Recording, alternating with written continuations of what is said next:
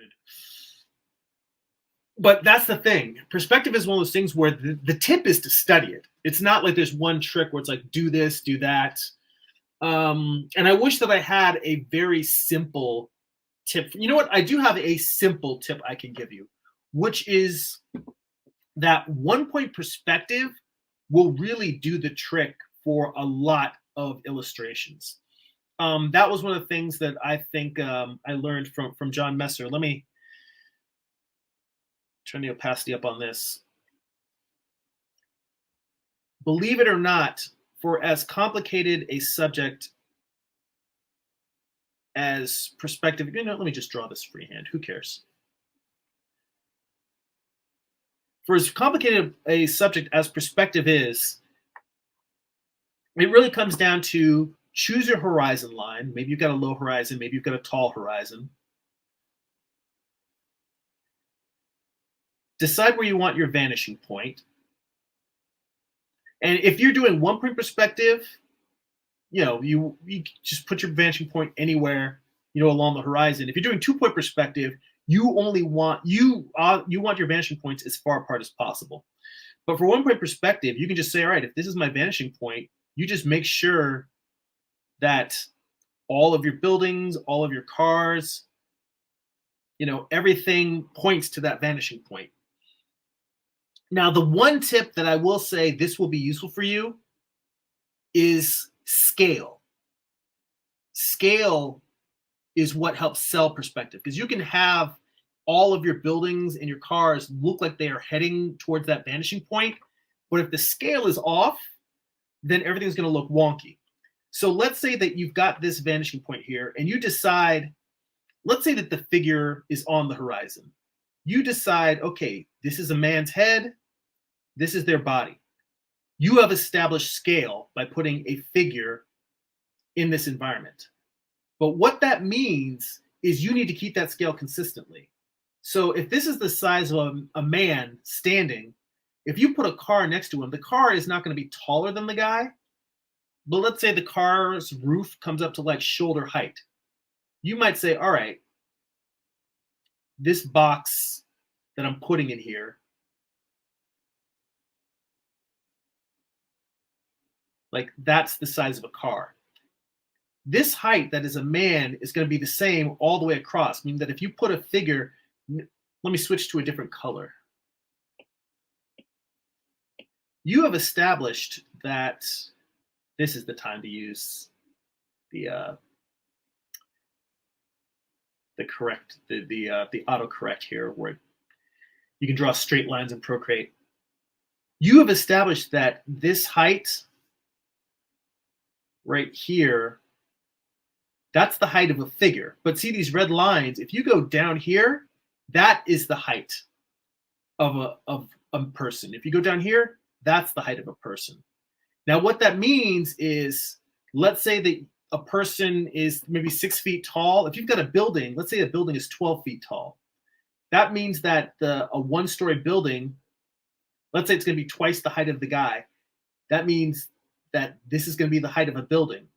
And if you go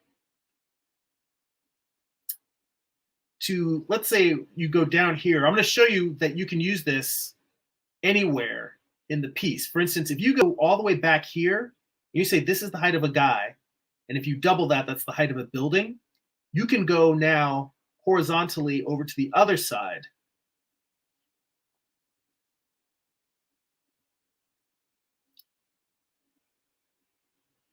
And you can say, all right,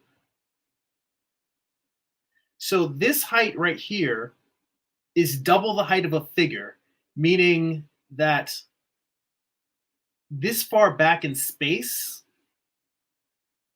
like let's say right here,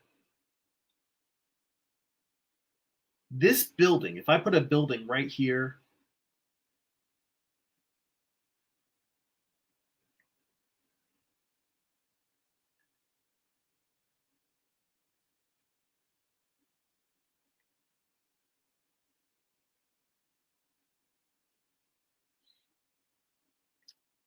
so that's like a 1-story, and if you double it, that's 2-story. Again, I got to keep it consistent, pointing towards our vanishing point. And I shouldn't have made my vanishing point such a big blob. I should have really made it a small point to make this feel more accurate.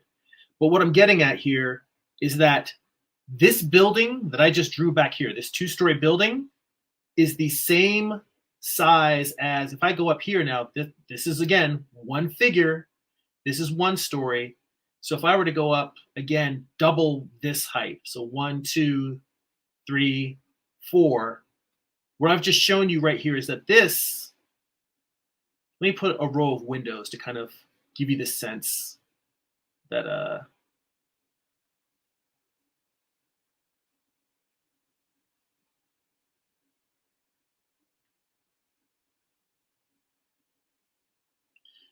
what I'm trying to get at is that this building that I just drew in red here is the same height as this building that's over here.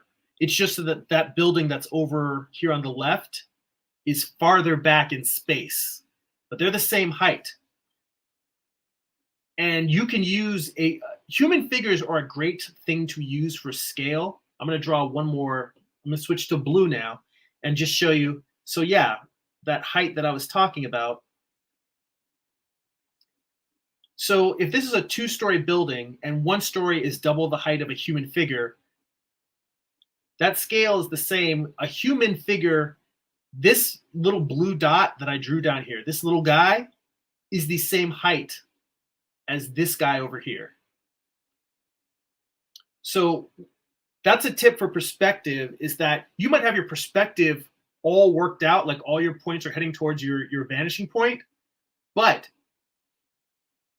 if your scale is wrong, if you have figures that are different sizes in space, and if you have like cars, buildings, whatever they are, if all of them, if the scales don't match, your perspective will feel wrong, even though everything's heading to the right vanishing points. So figure out your scale. So I'm going to say figure out scale and stick to it. That is my perspective tip for you. So it's less about drawing in perspective than how to make your perspective feel convincingly. I didn't want to just not give you any type of tip at all. So Mark, hopefully that is somewhat useful, somewhat helpful. Let's see here.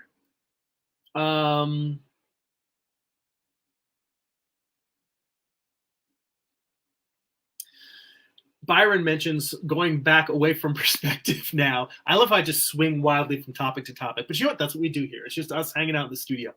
Byron says, in all honesty, hearing you explain your thoughts in more detail, I think it makes sense why you feel the way you do. Since your personal projects have the passion, that's where you'll, naturally, that's where you'll naturally want to refine and put all your attention. Maybe it's not as big of an issue as it seems innately. It feels like it'll sort itself out in due time.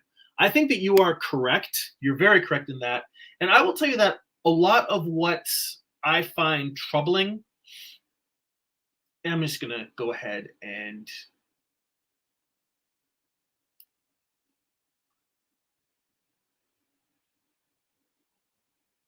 well, I think that we're almost at wrapping up time. I think that a lot of what the problems that I have in terms of my process and how much I do of working out, I think it comes down to how many hours I spend per week drawing. Because most days I get 1 hour per day of creative time in. And I think that if you're drawing 3 or 4 hours a day, that's when you're in that flow where the problem solving happens quicker. And that's where you do get to the point where you're the ability to have a clear mental picture of what your piece is in your mind. I think that is an artifact, or it is something, it's a skill that grows out of the process of sketching both from reference and from imagination frequently. And it's a muscle that you build up. And I feel like that muscle has atrophied to some degree because I've found that working around my work schedule, I'm consistent in making artwork, and I do it every week. I spend a lot of time also studying, taking figure drawing classes, but that particular muscle has not been exercised and doesn't get as much exercise as it should. And I think if I can get back to the point of maybe increasing my daily drawing time, I might be able to build that skill back up. So we'll see. But I do think you're right in terms of it working everything out in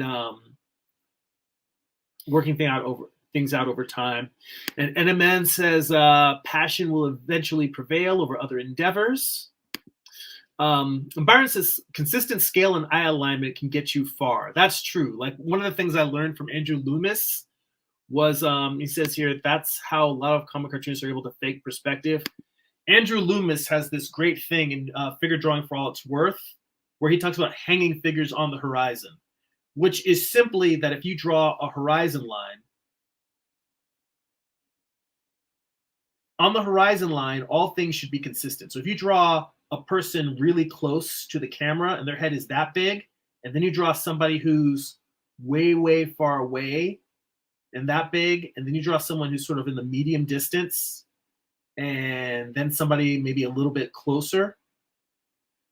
The whole idea is if you draw this person and you draw their body, and then you draw this person, the idea is that their bodies should be in proportion.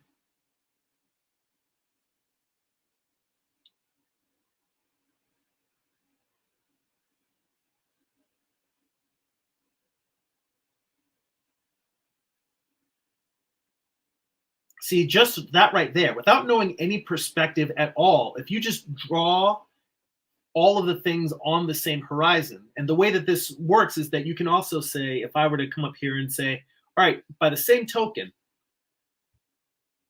you've got a horizon line, and let's say that you draw knees. Let's say a kneecap. You draw a kneecap.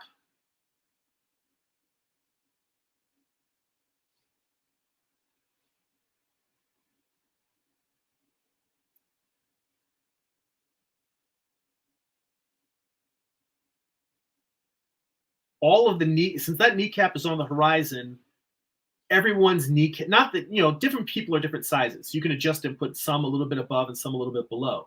But you can have a guy in the foreground whose knee is right there. Because up there, the crotch is all the way up here. And they're coming off of the screen. Maybe they're getting ready to have a showdown. And meanwhile, you've got another character. Their kneecap is there, and they are maybe, hell, maybe this one is running or something.